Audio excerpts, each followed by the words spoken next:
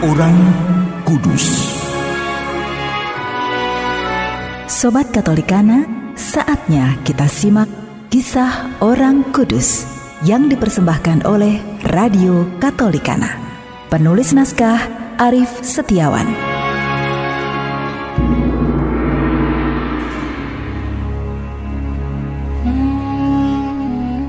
Saudara-saudari, hari ini kita akan mendengarkan kisah Santo Daniel dan kawan-kawan, para martir.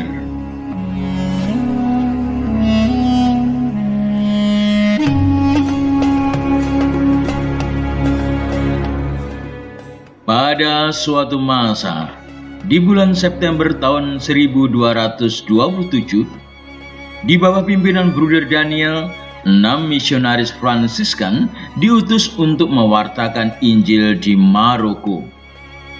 Di Ceuta, kota perdagangan yang dihuni oleh orang-orang Eropa, mereka mulai mewartakan iman.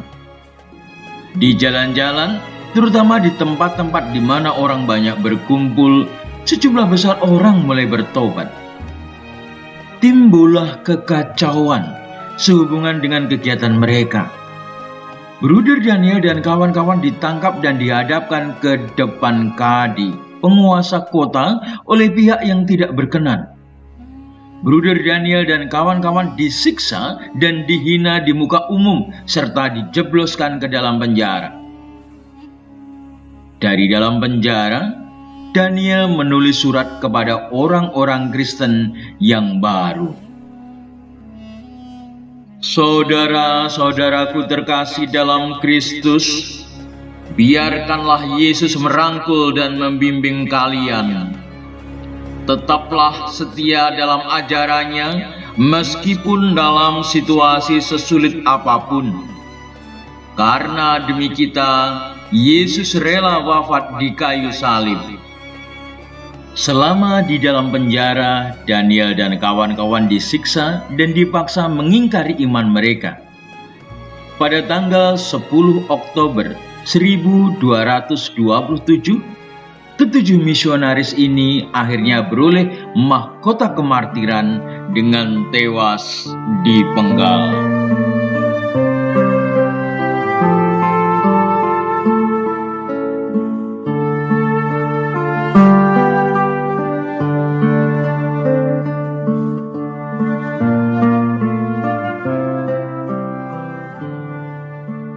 Saudara-saudari, Santo Paulus menyampaikan kesaksian hidup dan pewartaan kepada umat Efesus sewaktu ia ada di Miletus.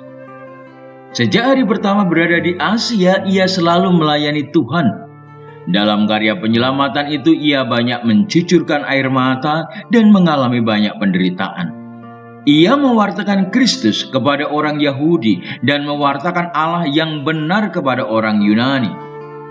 Santo Paulus diancam akan dibunuh oleh orang Yahudi karena kesaksiannya mengenai Yesus Kristus, Sang Mesias. Demikian juga, Bruder Daniel dan kawan-kawan juga mengalami nasib yang sama dan wafat sebagai martir demi mewartakan Injil keselamatan di Maroko. Darah para martir misionaris perintis ini menyucikan bumi Maroko. Kini, dari surga, Daniel dan kawan-kawan tetap mendoakan masyarakat Maroko. Rahmat pewartaan Injil keselamatan Yesus Kristus juga melimpah ke atas bangsa Indonesia, termasuk penduduk Nusa Tenggara.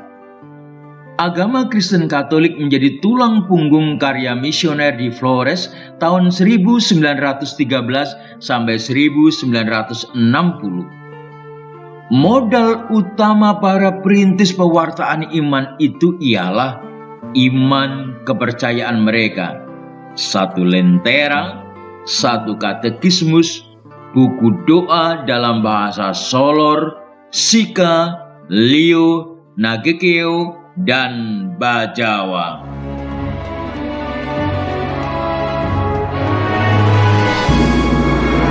Demikian kisah orang kudus hari ini. Kisah orang kudus dapat Anda simak di Radio Katolikana setiap hari pukul 12 waktu Indonesia Barat dan pukul 19 waktu Indonesia Barat. Sampai jumpa di Kisah Orang Kudus selanjutnya.